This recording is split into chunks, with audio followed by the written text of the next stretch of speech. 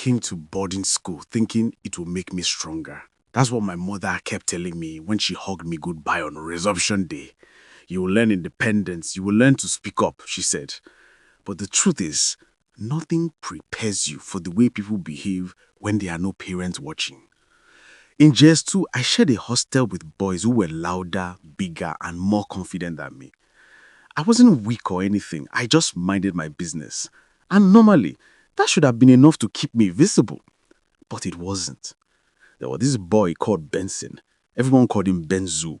He was tall with a deep voice that didn't match his age and that foolish confidence that comes from knowing no one dares to challenge him. He pushed juniors around or stole their provisions and made people kneel for hours just because he was bored. I always avoided him, but trouble has a way of finding you even when you are hiding. The first time he noticed me was because of my Milo. My aunt sent me a fresh 1 kg thing the predators visiting day, and I made the mistake of bringing it out in the open. The moment he saw it, he smiled like someone who had picked their victim. "New Milo boy, bring it," he ordered. I laughed, thinking he was joking. The next thing, he slapped the back of my head so hard my ears rang. "I said bring it," he repeated. That day, he took half of it in front of everyone. No one said anything. Some boys even laughed. I went to bed angry, with tears burning behind my eyes and a strange shame sitting on my chest. But I told myself I would just avoid him next time. The second time he came for me was during night prep. He walked to my seat, grabbed my lamp and said he needed it. I told him no. That was the first time I ever said no to a senior. The whole class went silent. He looked shocked. Then he punched me in the stomach so hard I couldn't breathe for a full minute. People looked away. Some pretended to read their books. That night, I made a decision I never thought I would make. I would report him. The next morning, with my hands shaking, I went to the housemaster, Mr. Manuel. He listened to everything quietly. "Are you sure?" he asked. I nodded. He wrote it down in his book and told me to go. For a moment, I felt proud of myself, like I finally stood up for something. But by evening, the whole hostel already knew. Someone snitched. And from the way people stared at me when I walked into the room, I knew my life was about to get much harder. Hostel life became a nightmare overnight. Nobody talked to me. Nobody even looked at me like, a person. It was like I turned into a ghost everyone hated. Some boys shifted their mattresses away from mine. Some whispered loudly whenever I walked past. A few brave idiots called me government picking because I ran to a teacher. It was crazy because the same boys who suffered under Ben Sook's business were the same people defending him now.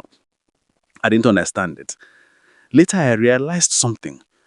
People fear bullies more than they fear punishment. Standing up to a bully makes you a target, and nobody wants to join a target. At night, someone poured sand inside my bucket. Another night, someone stole my towel and threw it into the soaking wet bathroom. They scattered my locker twice, they hid my sandals. All this happened while the senior who started everything walked around freely, chest high, telling everyone people should leave him, you will soon learn. I didn't even know what learn meant until the night it happened.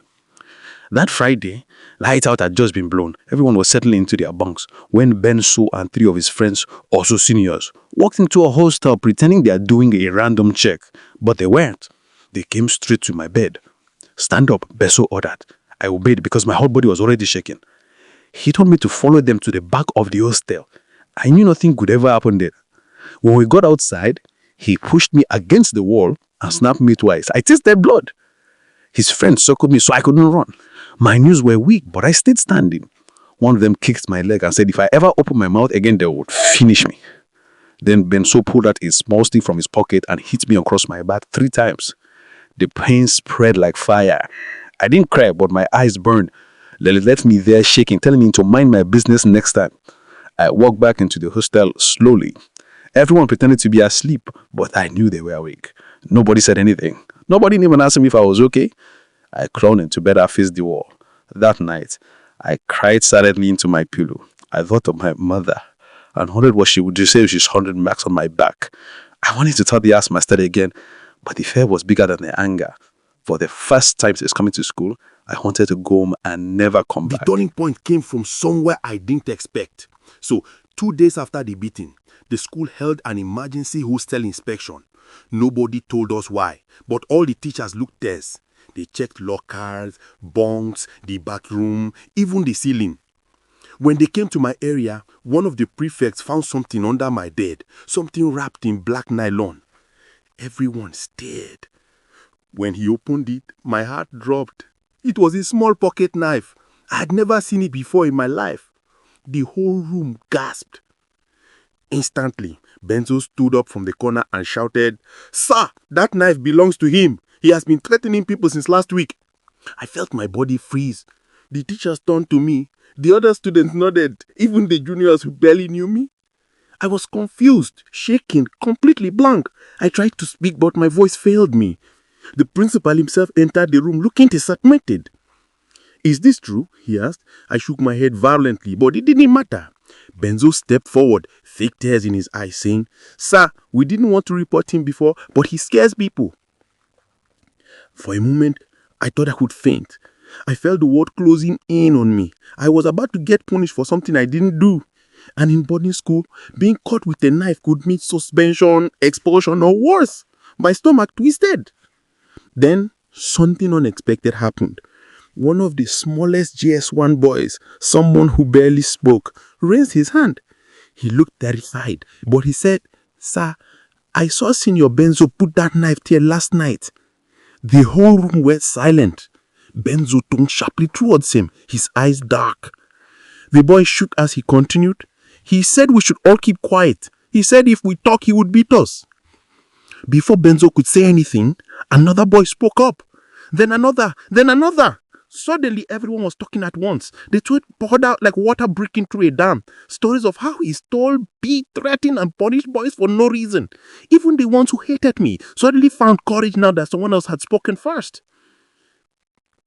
The teacher's faces changed. The principal had told everyone to keep quiet, then turned to Benzo. "Follow me," he said in a voice that shook the room. Benzo tried to defend himself, but nobody listened. He was taken out of the hostel immediately.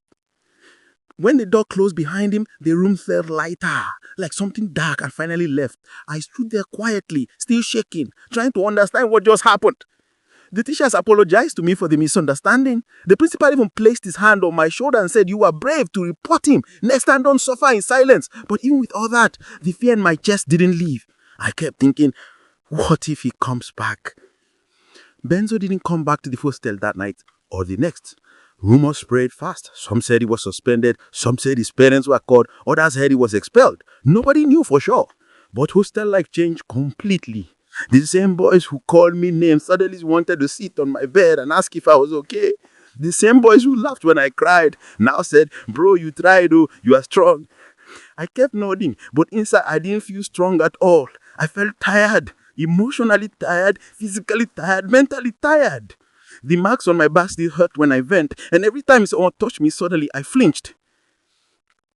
One evening, the housemaster called me to his office. He apologized for not acting sooner. He said, "Sometimes adults miss things, but I want you to know you did the right thing." He offered me extra food and even a small locker space in his office to keep my provisions saved. I thanked him, but a part of me still felt empty. It wasn't about provisions or space. It was about trust. I didn't know who to trust anymore. But something interesting started happening in the hostel. Without Benjo around, the fear that controlled everyone disappeared. The juniors smiled more. Boys played freely. People felt safe again. And the small one boy who spoke up became one of my closest friends. He told me privately that he almost didn't speak. But when he saw my face during the inspection, he felt something inside him say, "Help him." That touched me deeply. Slowly, people started to see me differently. I wasn't government Pekin anymore. I became the one who stood up for the hostel, the one who broke the fear. But even then, I didn't feel like a hero. I still had nights where I woke up shaking, thinking I had footsteps near my bed. I still jumped when someone shouted too loudly. Trauma doesn't disappear just because the problem is solved. But one thing kept me going. The fact that I didn't stay silent. The fact that even though the whole hostel turned against me, the truth eventually came out. And even though I was scared, I didn't break. I didn't bend. I didn't decide to become like the bully. I remained myself. And that, I realized, is its own kind of strength. A week later, the principal called for a meeting with the entire boarding school. He didn't mention names, but everyone knew who he was talking about. Silence is what helps wickedness grow, he said. If someone is hurting you, speak. If someone is hurting others, speak. Even if your voice shakes. I watched the boys around me shift uncomfortably. Some looked ashamed. Some looked inspired. Some simply stared at me with quiet respect.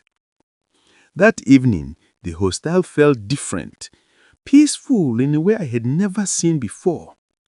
Juniors lined up properly for dinner. Seniors talked to us without shouting. The whole environment felt lighter. A kind of healing started, not just for me, but for everyone, because fear had left the building. When visiting day finally came, I didn't tell my mother everything, but I showed her the small scar on my back. She touched it gently and looked at me with tears in her eyes.